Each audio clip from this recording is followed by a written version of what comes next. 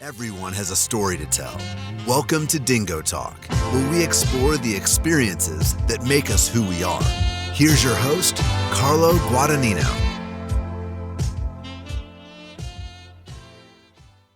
What's going on, Chuckleheads? I am Carlo Guadagnino. This is DingoTalk. My guest this week is the head football coach at Pacific Lutheran University, Coach Brant McAdams.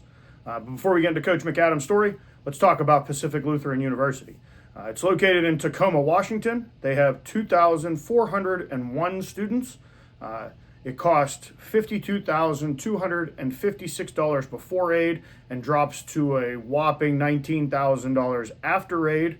They have an 80% acceptance rate and a 69% graduation rate.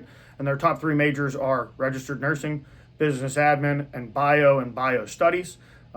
Again, if this is an area that you think, or a school that you think interests you, make sure you go on the website. That's www.plu.edu. Make sure you talk to the your guidance counselors. Make sure you talk to the coaches. Talk to your coaches that you're playing for currently. Talk to your family members. Make the best decision for you.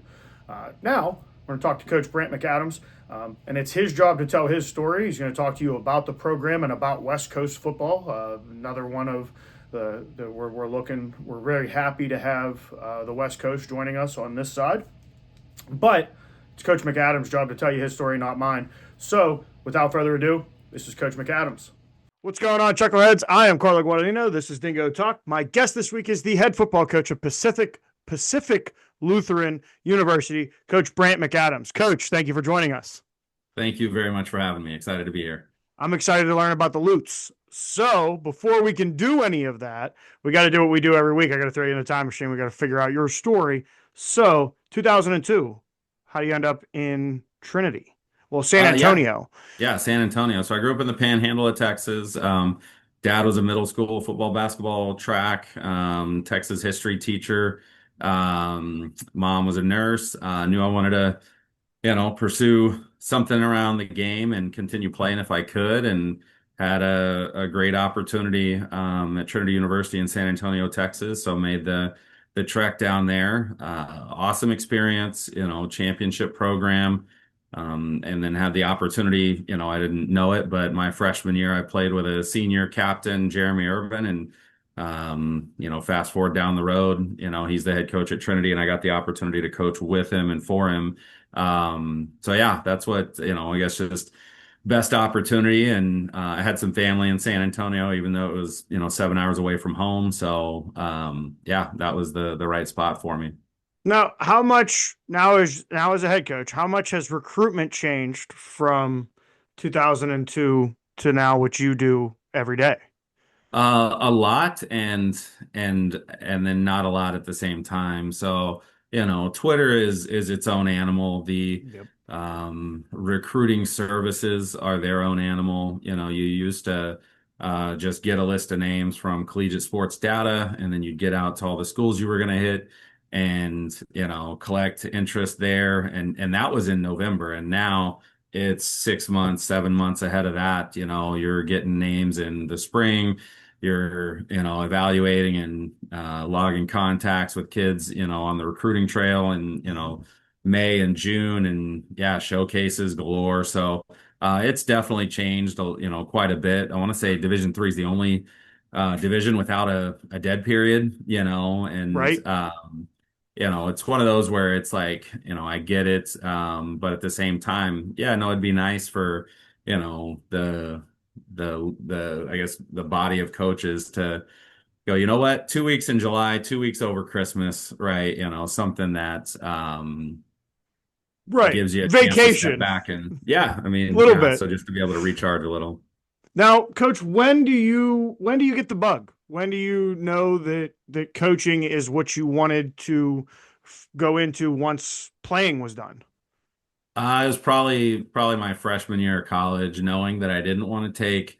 It was either teaching and coaching or sports medicine, and when I was like, I don't really want to take that intro bio class. Let's just go history. Let's get a teaching degree, and start racking experiences that'll give you a chance to get a foot in the door coaching. So yeah, went the education route through Hmm. college, and then coming into my senior year, at the end of my senior year, I knew I wanted to try my hand at college coaching, and so I went into my defensive coordinator, my head coach, and said, "What do I need to do?" And they pointed me to the job boards, and I put out cover letters and resumes everywhere I could think of. But I had a connection. We had played against the University of Redlands my junior and senior year, and my head coach Steve Moore had sat on committees with Mike Maynard, the head coach at Redlands, so they knew each other. So he gave a great recommendation and ended up getting the opportunity to start my coaching at Redlands, which was awesome. Unfortunately they don't have that GA program anymore. Just state labor laws just made it not work. And Right. so, but the chance to get an education and get on-field coaching experience was pretty invaluable. And then after your time with the U of Redlands, why was it time to go back to Trinity for is it the second stint, I guess? No, first one. So yeah, so Redlands was a 2-year deal, right? 2-year graduate assistantship. They, were going to bring someone else in, and they had a great program, so coaches stayed, and so there wasn't really an opportunity to stick around, and my wife, she came with me for we dated in college, and she followed me out there, and wasn't really able to use her degree out there, just state certifications and whatnot. Hmm. So yeah, we started looking for opportunities back in Texas, and then an opportunity opened up at Trinity. So that was really cool to get to see the other side of the program I played in, and the coach that I played for. And yeah, so that's what took us back to Trinity the first time. And so as a defensive assistant, and then Jeff Thomas was the offensive coordinator at Redlands. He got the head job at Puget Sound. I sent him a text and said, "Hey, congrats!" And he asked if I'd be interested. And the best advice I got in coaching was, make sure your wife has 51% of the say. If you're going to pack up and move the family. So I asked her if we were interested, and we had some of our grad school friends were from the Northwest. We had visited up here, and so really enjoyed it, and so said yep, and jumped in. Went to Puget Sound for 3 years. I was the defense coordinator there, 2010, 11, and 12. At that time, my wife had taught for a year in Texas and then had gone to grad school. So she finished her grad degree at UW 3 years in, and so we had made the move kind of following my career, and I didn't want to leave after 3 years. We had put some hard years in trying to get that thing built up, and so was wanted to see the kind of the fruits of the labor. But ultimately, it was wanting to follow her, and so she was wanting to get her first, I guess, in her career back in Texas. So that's when Hmm. we made the move from Puget Sound back to San Antonio, and so then I went back on staff at Trinity. Fortunate that an opportunity opened up. Had it not, who knows what the path would have gone. But yeah, so and then that ended up being Steve Moore's last year. So he retired after that season, and Jeremy Urban stepped into the head role, and I went from being a D coordinator at Puget Sound to a defensive assistant at Hmm. Trinity, to then being the defensive coordinator when Herb took over. So it was definitely a couple of leaps of faith. Just hey, it'll work out how it'll work out, and yeah, and I definitely tell guys don't be afraid to take one step back, that so that maybe you can take 2 steps forward down the road. Right. Now, did I see it right that Puget Sound and Pacific Lutheran, there's a little bit of is that a rival? Yeah, it's a rivalry. It goes way back. And yeah, so it's let's see. Do you catch some flack some flack every once in a while from Yeah, there's a couple of Puget Sound alum that I coach that I've stayed connected with, and so it's always yeah, it's a fun little rivalry. So yeah, they'll dish it out a little bit, but yeah, it went back for ages, and they had this totem pole that was kind of the trophy, and Mhm. so they won it in 2018, they won it again in 2019, and a picture of them around the totem pole kind of caught some social criticism from, I think, a professor at their place. And so it was kind of this big deal of, whether or not, that should be the representation for this game. And so they did the committee, all sorts of committees, Hmm. consulted with the local tribes and ended up just kind of retiring that. So then we created a new trophy between the two teams. And so we're proud that since that new trophy's been created, it's been at PLU exclusively. So working hard to keep that the case. Well, and let's talk about 2018. Why in 2018 was Pacific Lutheran? Man, I am having trouble with that. You can go old school, say, PACLU, PLU. We might have to go PLU because I'm really struggling with that word. That's all Why good. was 2018? Why was it time to go back to the Pacific Northwest? Correct. Yeah, yeah. We had when Herb took over 2014, we started getting that thing going and up to, competing for a conference title. We had put together some pretty good defenses and I was kind of in that point, right? That sweet spot where, I kind of was like, all right, what's next, right? How can I grow? And in my year-end evaluation with Herb, I still have the notepad and wrote down, hey, can I help in fundraising and alumni engagement and, this or that, hey, can I help with, managing the budget, just to get some experience. And that's another, lesson for younger coaches is be careful what you ask for, right? Because it could come true. And so, I was sitting in the office, Paul Mahalik, the assistant head coach at Trinity, he's like, whoa, Scott Westring stepped down at Pacific Lutheran, right? And so he knew I had coached in the league and recruited up this way. And PLU just has a strong story, a strong history.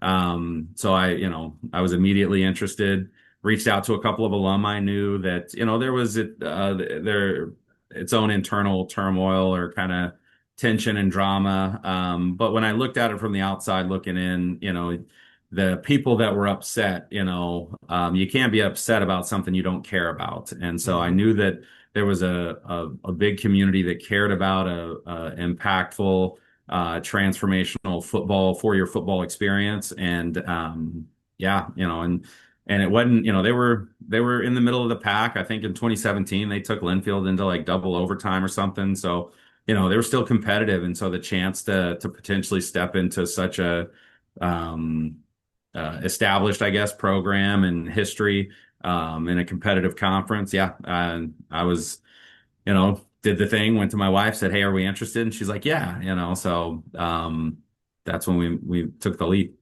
Now, talk to us about the interview process. I don't assume every coach I've talked to, there's not a lot of X's and O's. That's not what we're. Once you get to that interview, they Yeah. assume you know the X's and O's. What goes into that? I'm guessing it's got to be recruitment and retention, and then the community outreach, etc. What are they talking about when they're interviewing you for the big seat? Yeah, no, one of the questions I asked was, are you going to put a quota on the football program and recruiting? Because it's a pretty common practice in higher ed, right? Use the football program to drive male enrollment on some of these campuses. And my president said, no, we want you to recruit the right kind of student athlete and retain them well. And that's what we've done. So, it was a day and a half, everything from student life, admissions, advancement/fundraising, and alumni engagement. I got an opportunity with the team. Yeah, so it was really fascinating, and I'll tell you what helped prepare me the most. I leaned on my brother, one of my grad school roommates, who was an athletic director at a high school, to help me through the process and Mm-hmm. prepare and one of my graduate assistant coaching colleagues, Dan Swanstrom, was the head coach at Ithaca, is now the head coach at Cornell, I believe, in New York. Cornell, I think so. And anyways, Dan had interviewed for a handful of spots and the best advice he gave me, when I sent him the cover letter and resume, he's like, listen, if you really want this job, you can't be humble. You have to brag on yourself. And so, kind of, putting some of that stuff in there. And then really it was, his advice was, write out an essay. We both had kind of small liberal arts college Mm-hmm. education. He was a Rhodes grad, and we played against each other. And anyway, I was used to writing, so I typed it out, and then I went back through, and it would have been nice to have ChatGPT back then because I could have just put that into there and had them make the bullet points for me. But I went back through and turned everything into bullet points. So who you are and what you want to the program you want to build kind of inside and out. And so yeah, that was a fun process, and then fortunate to get the offer. Now, talk to us about what are you looking for? What are we looking for in a PLU player? What are we looking for in a PLU man? What are you talking to parents about? Just to make us a fly on the wall in that recruitment meeting. Yeah, no, we're going to talk about, more than just football, right? Mm-hmm. We're going to talk about, what are your passions right now, right? And then what are your goals, for the future? And obviously football is a big part of that. And so, being the smaller roster size, we're going to recruit for roster needs. And so we're going to have a conversation about how their skill set fits into whichever position or a couple of positions, right, that we're looking at, bringing them in at. But yeah, it's, oftentimes there's already a PLU connection, just because of the vastness of kind of the PLU network, especially in the Northwest. And we're very much a regional institution. Right? We attract from the West Coast, half of our roster is Washington, a quarter of our roster is Hawaii, and then the other quarter is kind of just states west of the Rockies, right? Yeah. So we're gonna talk about right, do they want to end up going back home, or do they, maybe they'll stick around, Western Washington for their career. Yeah, so I mean it's a standout, student in the classroom. It's a standout student athlete, out on the field. But also somebody that could have somebody else kind of, vouch for them, right? Give the Mm-hmm. recommendation from the high school coach, from opponent coaches in the league, when you're out on the road, hey, I'm stopping by this school next, which kids really stood out to you, when you guys prepared for them, different things like that. And then, yeah, you're always looking for the intangibles, like, oh, no, this kid came up to me after the game and was really genuine about, their sportsmanship, right? Looked me in the eye, shook my hand. Those are all the things that kind of stand out in the recruiting process and make you, root even harder for the kid to end up at your place. Now, are you guys using the transfer portal as much? And I ask that because I've gotten a mixed bag with the coaches. It's some coaches couldn't tell you what their login is for the portal, and they don't see a purpose in looking at it, and that they're fine. And then I've had some coaches that obviously they're guys that maybe we recruited. They wanted to try the big school thing. It didn't work out, or they wanted to come back home for whatever reason. There's already a relationship there. And I've had a handful of coaches that said, if you're saying you're not using the portal, or at least looking at it or being aware of it, then we're being naive. It's 2025. Everybody's using it in one way or another. So I guess my question, long-winded wise, is are you guys using it, and how does that affect roster wise? Yeah. So I'll say, high school recruiting is priority one. We want to Mm-hmm. bring guys in, have the opportunity to develop them for 4 years, right? The only program, or college experience that they'll know is at your place, right? With transfers, you worry about that, deprogramming transition to then, Mm-hmm. buying into your system.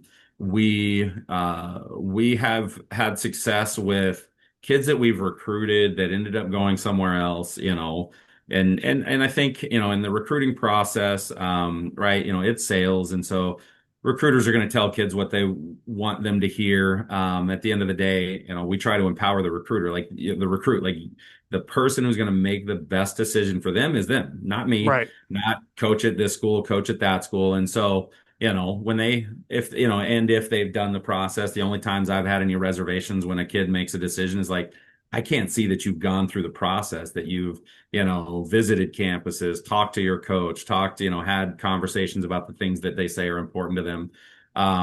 Right. And so, we're going to go through that process. And then if a kid goes somewhere else, we wish them all the best, but we'll tell them like, hey, if anything changes, if that doesn't fit what you're looking for, I Right. hope you'll give us a call. And it's easier when they're brothers on our team, right? So we've had a couple of brothers transfer to PLU from other schools. And then occasionally, right, if we see a kid that hit the portal that we recruited hard and we know would fit well because we've already kind of gone down the Hmm. character reference check, right, we'll reach out to that kid. And then the final one is if we get through a recruiting class and still have a big need at a position, then we'll go into the transfer portal for that. But our most successful ones have been kids that really knew us really well, went somewhere else for some other reason, and came back to us.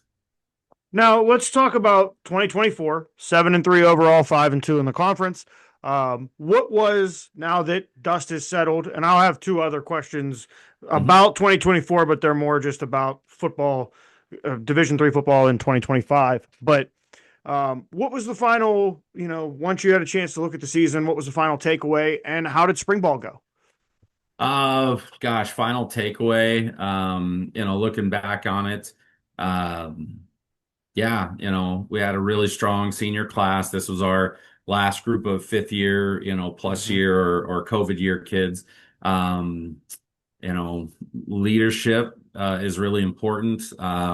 We adjusted our kind of morning routine, and 2023 we had some really tough injuries about 7 games in that kind of took some of the wind out of the sails. And then 24, we had some guys come back from some pretty rough injuries, and Right, and so, just emphasizing to the young guys to say, hey, look at that. Like, an ACL in week 8 of his, whatever senior year, and then came back and had an all conference year, as a fifth year senior. Or we had a broken ankle in like week 5, and this guy worked his tail off and came back. So, just hammering, the weight room, it matters, right? And right. making sure young guys see that. But overall, as a program, we've kind of put ourselves in, we're competing in the top 3.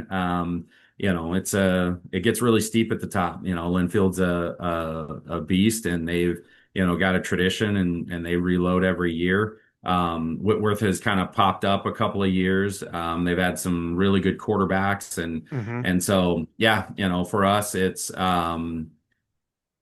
play into our potential in the big game. That's we kind of came out of this year going, okay, we separated from some of the middle of the conference teams, and now now we got to take the big step, and right, the oxygen gets thinner up there, and mistakes are more costly, and Hmm. our kids are starting to understand that. So we saw, in the off season, just more ownership, of guys, being self leaders and getting guys together, and, driving to and from the office, right? You see a group of guys out there, the shed's open, so it's nice seeing them take that ownership, and yeah.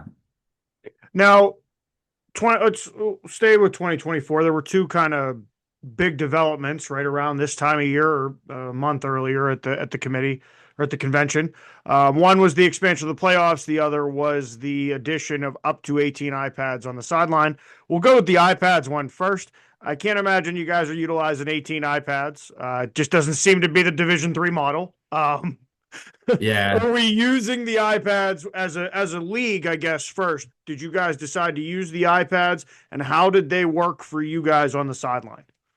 Well, it was like 2022, maybe January 23, when we got the so instant replay. Like, there was Hmm. a company that came out and had an incredibly affordable instant replay setup, right? And a D2 school had already, or conference had already kind of tested it. So I brought that to our league, and it didn't really catch any traction. I mean, it would have been about, I don't know, 2 to 4 grand per school, right? iPad, the little antenna things anyway. So we kind of balked on that a little bit. And I get it, like, at our level, some of the Right. places, even if you've got instant replay, the video might not be all that great. So, Hmm. yeah.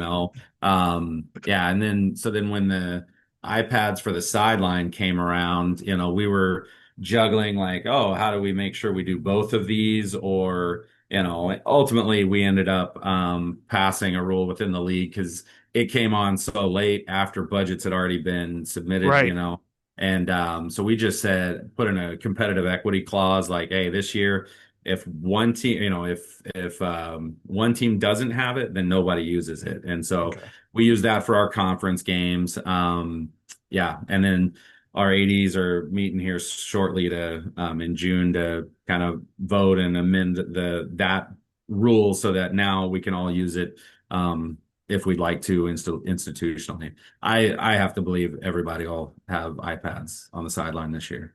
And then to your initial proposal to the league, does this not lead to some sort of instant replay? And my thought on the instant replay comes more for the student athlete in game 9. Game Yeah. 9, second half, targeting call gets made. Now, that may be game 39 of this student's career. And you're telling me that we're going to take a half of football away from him and then take another half of football away from him because of when the call was made. Wouldn't this alleviate some of that? You take a timeout, coach. Hey, sir, can we take a look at this? Kid's cleared to go and no problems. Yeah, no, absolutely. So our proposal has the instant replay in with it. And so by all accounts, from what I've heard, like feeling good about, that going through. But absolutely, like it's I get it, the cost piece associated with it, but Mm-hmm. also the experiential piece, right? Like you're saying. Yeah, I mean, I'm not worried about the call. It's the targeting, the review, giving a kid the opportunity to keep playing the game. So Right. Now the other ruling was the expansion of the playoffs, and I think everybody was pretty much at the point where it was long overdue. There's yeah, 242 schools, yeah. 241 schools, somewhere in there. I think we were way below the 20% line that everybody seems to be the magic number. In favor of expansion, and do we eventually expand one more time, or is this a good place to be? Yeah, huge fan of the expansion. We're geographically isolated out here, right? The number Mhm. of conferences west of the Mississippi is, I don't know, 4, 5, 6 maybe, Right. but so we knew it. Gosh, what was it? Hardin Simmons got left home at like 8-1, and their only loss was to Mary Hardin Baylor, a game they were up 3 or 4 scores at half, right? And so you're going, we left that team at home from the national playoffs. So to get to 40 was long overdue. And then I like how they arranged it, like the only people we're putting out now are the teams that make it to the national championships. They're the only ones that have to deal with, practices over Christmas, potentially housing, Mm-hmm. right? And then whatever, a championship game in the following year. Everybody else, it's the playoffs, right? And so finals, all of that stuff, we're definitely not moving it up because that gets really expensive for 240 plus schools to bring guys on campus, a week Right. earlier. So, having the format, that we've got with the first round teams and then everybody joins the bye round, in the second round definitely opens the door or, there's a model there for expansion. I'd have to, kind of look at numbers to go, okay, what's equitable or what makes sense. But yeah, no, I think it's just huge. And I guess you can also go back and look at, the Division 1 FBS playoffs. What was it? I think every team that played in the first round won in the second round. Right. And then it'd be interesting to look at that with the D3 playoffs. But yeah, I mean, I think we're getting closer to playoff equity with the RPI rankings instead of just the regional committee rankings. Right. So I think there was maybe 3 or 4 teams that made it in that were outside of the top 40, Right. so as if you want to, you're worried about not winning your league, you got to be in the 36 best RPIs in the country, right? And Right. so, then that's the incentive to schedule a tougher non-conference because that incentive really wasn't there prior. So yeah, it'll be interesting to see how kind of the RPI plays out with the playoff format also. Well, it's interesting that you bring up the limited number of conferences once you get west of the Mississippi. In some circles, I remember in 2023, a lot of conversations from your neck of the woods of a team that was left off that a Oh lot yeah. of people went, wait, what are we doing here? And Yeah. there was a team in the middle of the country that was left out of the playoffs that people went, wait, so I think this year we definitely saw you got it right. Yeah. There were a lot of there was a lot of good football late into the tournament, but there was a lot of good football early in the tournament as well. Yeah. Um, that being said, spring ball. How did spring ball go for you guys?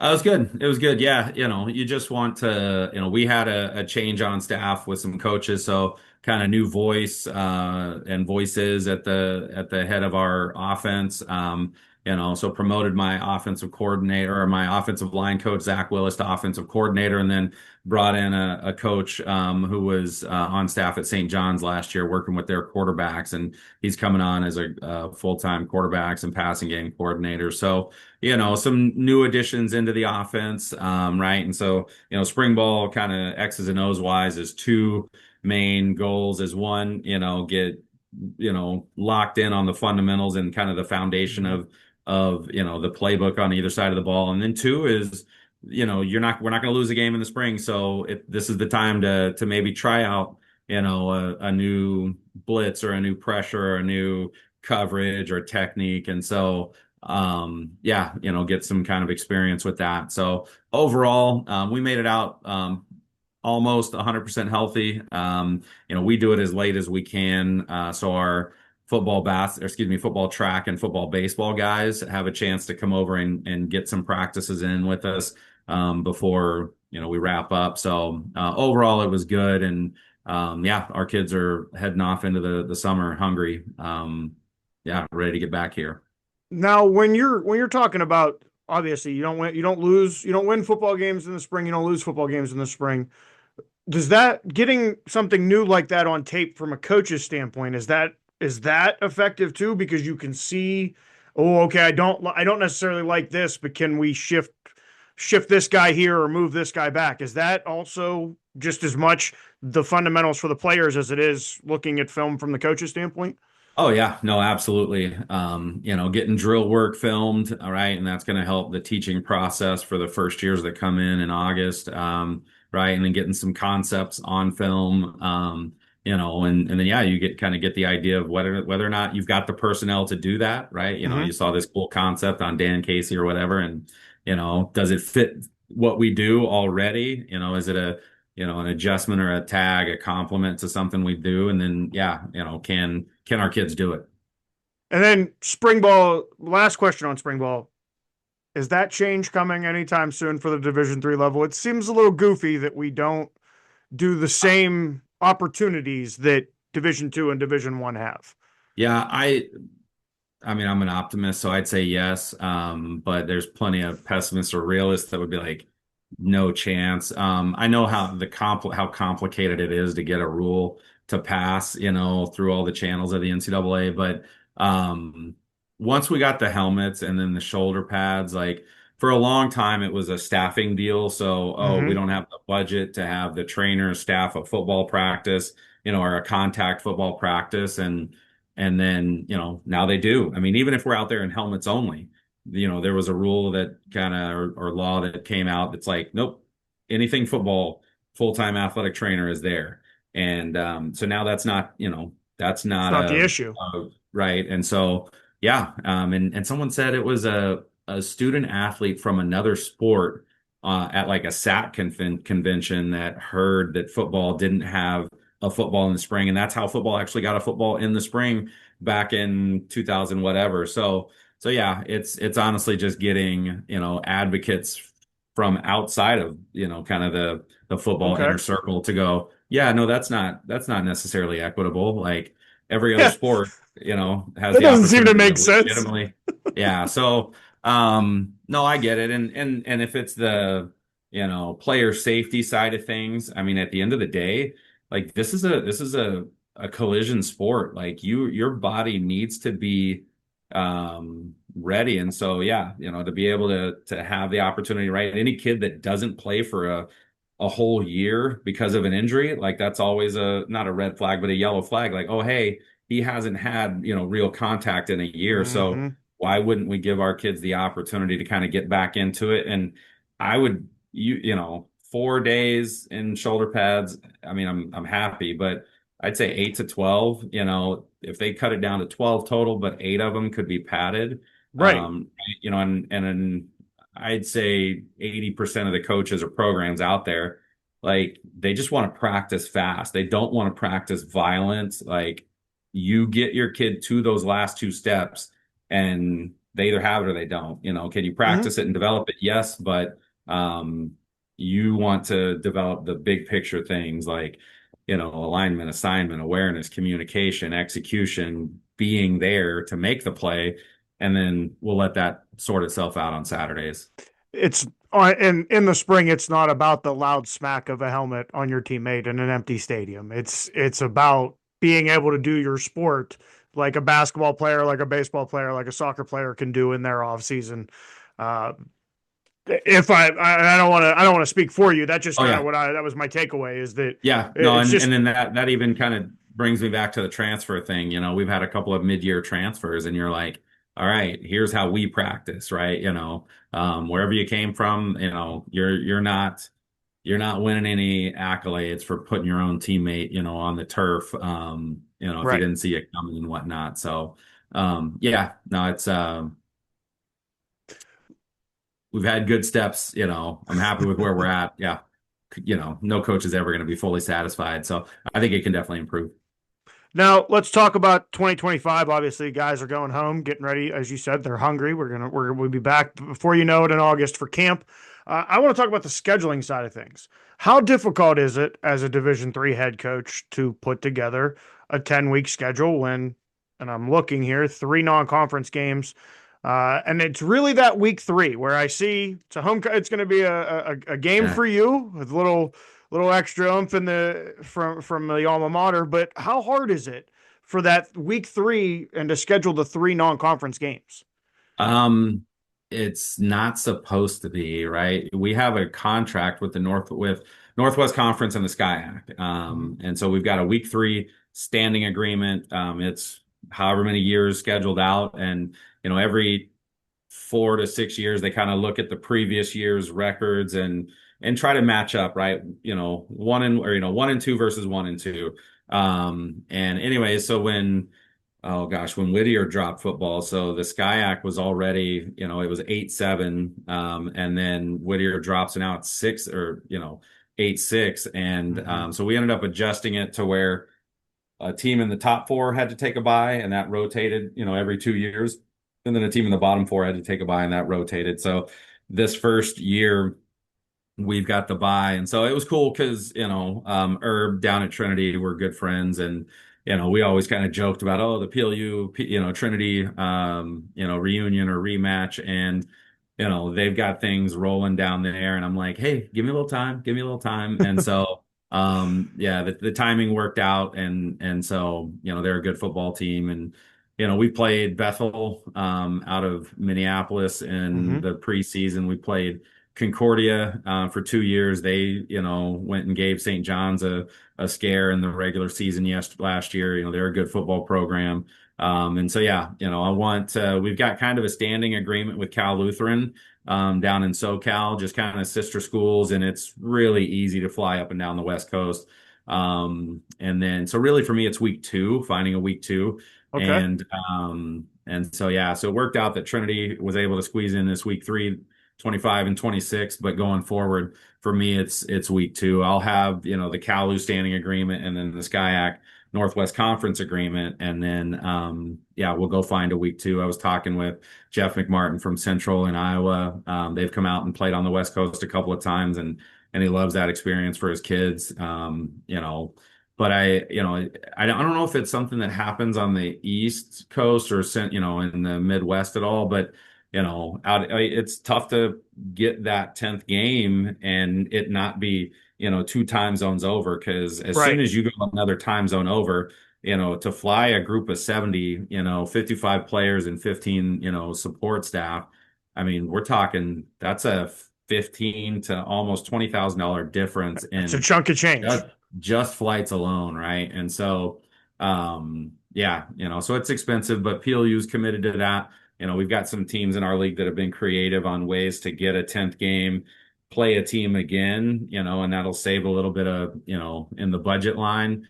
When I was at Trinity, that was when, the SCAC just kind of bailed. They're like, sorry, see you later. And Trinity was like, what? We don't have a league.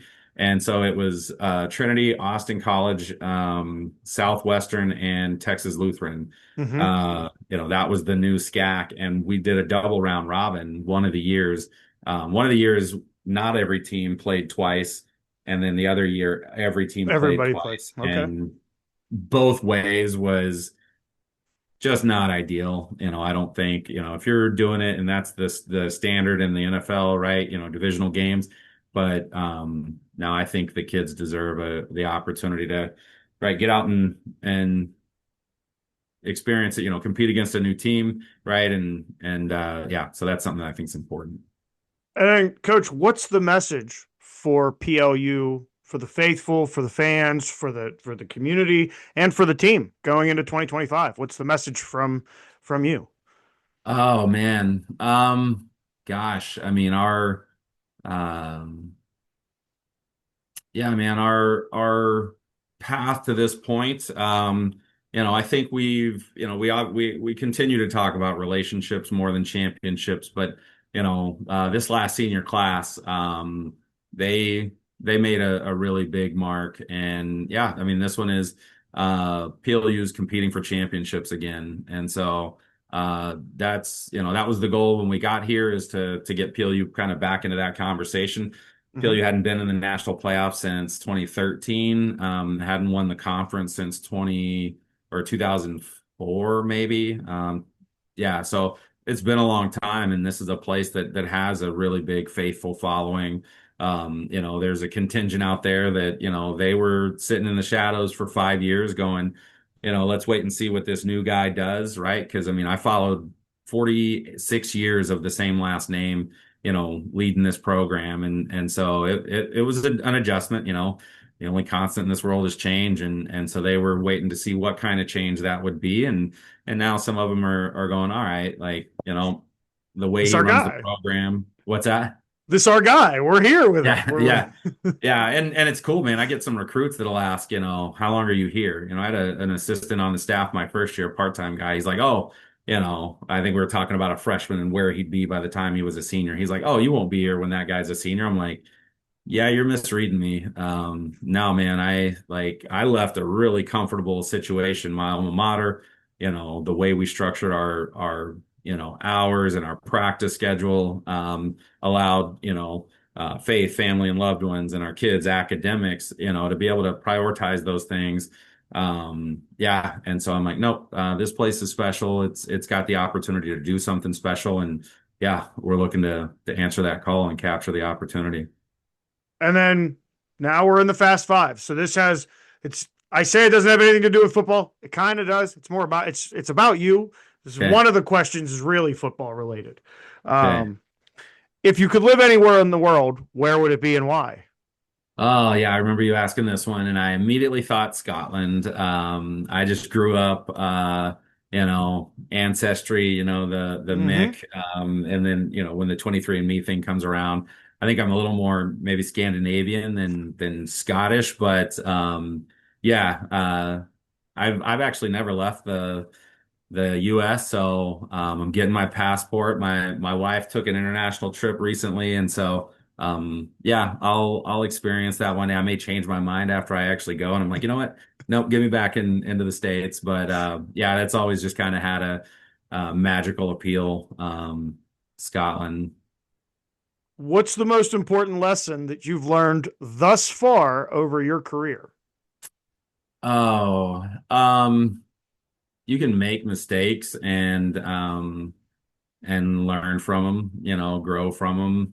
Nothing's finite. I made some, mistakes as a young coach, and Hmm. if you're always looking for how to get better, yeah, then you never stop looking for ways to grow and learn. So yeah, I'd say developing that growth mindset.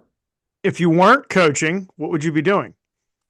I answered this one as soon as you asked it on the podcast I listened to. And I'm trying to get my kids into theater and drama. But I definitely would be doing some sort of um like performing arts. Okay.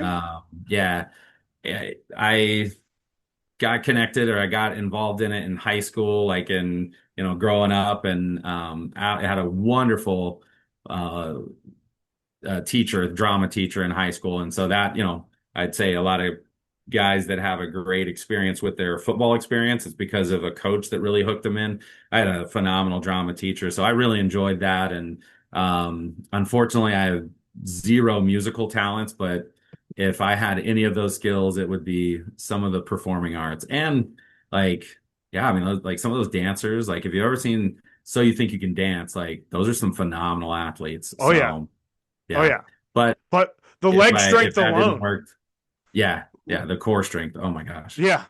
Yeah. So I way more than I have. I can say that. The way more same, than I have. same. Go ahead. Best compliment you've ever received. Ooh, um, gosh. I mean, I mean, it's thank you. Anytime, you're in it, whether and honestly it's when it comes from the parents or Mm-hmm. even adults of the young person that you're helping develop, when they come up and they see a difference and they see the impact. I remember getting a message from a dad, man, it was 2021, so it was coming out of COVID. His son enrolled at PLU in 2019 and had a shoulder labrum, so he was injured the whole first year, so he's kind of disconnected. I had him holding the camera and different stuff, but got in with a crowd that was going to try and distract him from his goal of being a student athlete. And so I called him in, had kind of a come to Jesus moment with him, and really challenged him. And then as he got onto the field and back to 100%, it was a game his son didn't play in, and he sent me a message. He traveled and he watched it on the live stream, and he watched his son's body language, how he was going up and down the sideline, encouraging his teammates, talking to the guys that just came off the field.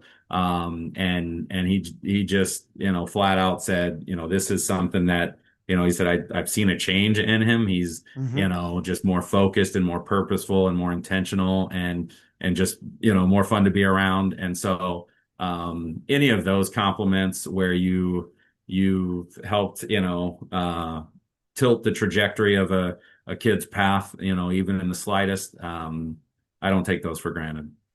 The other side of compliments. It's the best insult you've ever gotten.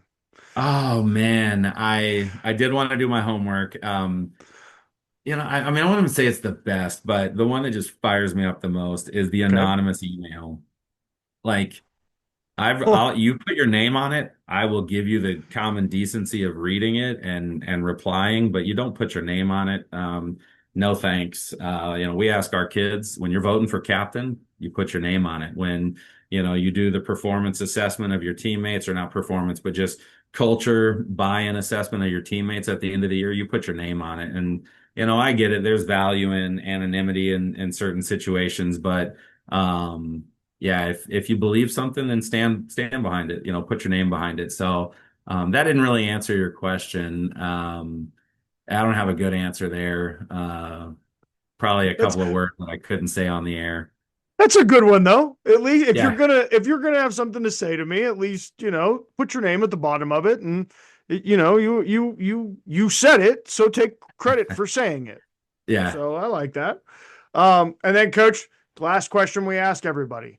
Was there a question you were expecting me to ask you? And if so, how would you have answered it? Um, mm, yeah, I tossed this one around. I guess I have to go with the typical question that's on your, on the interview is like, oh, what would you say is one of your greatest successes? For me, I would say my greatest successes, um, unfortunately, yeah, I can't say it that way, because the kids that show up and work through it and deal with the crap and they persist, through the hard times, because it's hard for everybody. Those kids are special, and they've got it. It's the kids that I've had kids have to step away from the program, academics, finances, family, just Mm-hmm. life. And the program matters so much to them, the experience, they enjoyed so much in the short time that they were there, they find a way to come back and they finish. We've had a handful, or I've been a part of a handful in my years coaching, and those fire me up, man, just because I know, and anybody who's just lived knows, there's a million variables that could come in as soon as you step away. My uncle told me, Brant, go to grad school right after undergrad if it's something you want, because if you don't, it gets a lot easier to not go back and get that degree if that's something that you're wanting to pursue. And so that's the same with the game, in recruiting, when we tell these kids that, hey, ask good questions, because, everybody talks about, 6 to 8% high school seniors get to go on and play college sports. Nobody talks about the number that go on and don't play, they go to college to play sports and don't play all 4 years. Like, Right. That's the number that's crazy. And if that was more widely publicized, then these kids wouldn't be, I'll put this out there, that quarterback from Tennessee wouldn't have held out on an NIL deal, only to make half of that, when Tennessee told him to hit the road.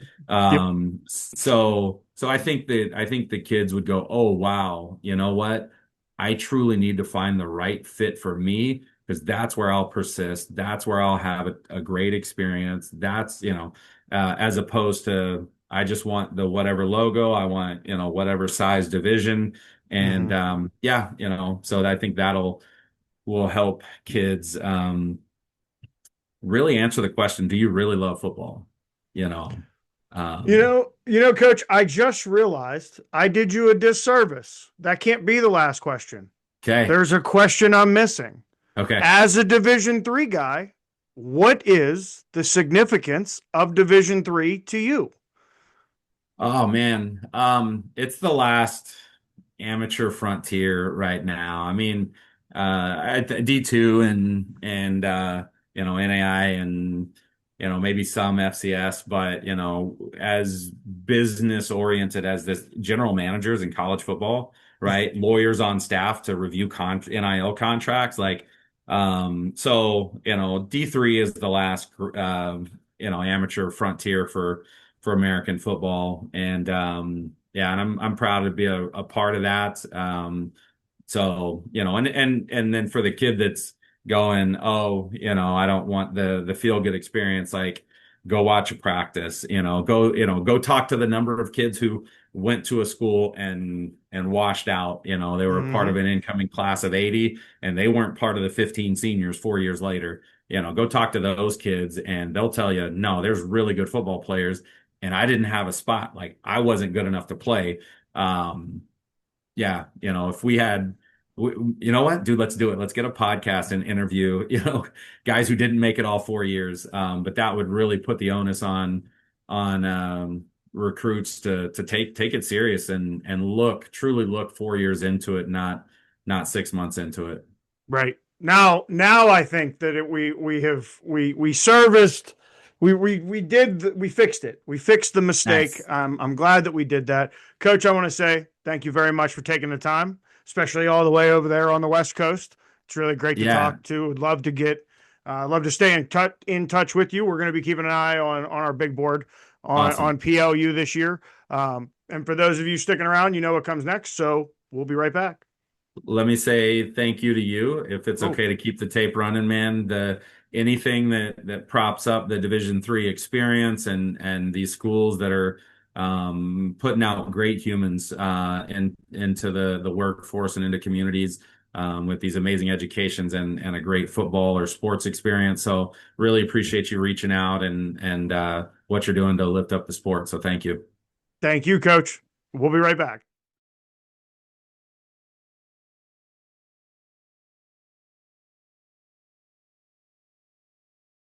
Thanks for checking out this episode of Dingo Talk. Don't forget to rate, comment, and subscribe. For more info and to contact the show, you can find us on Twitter @DingoTalk.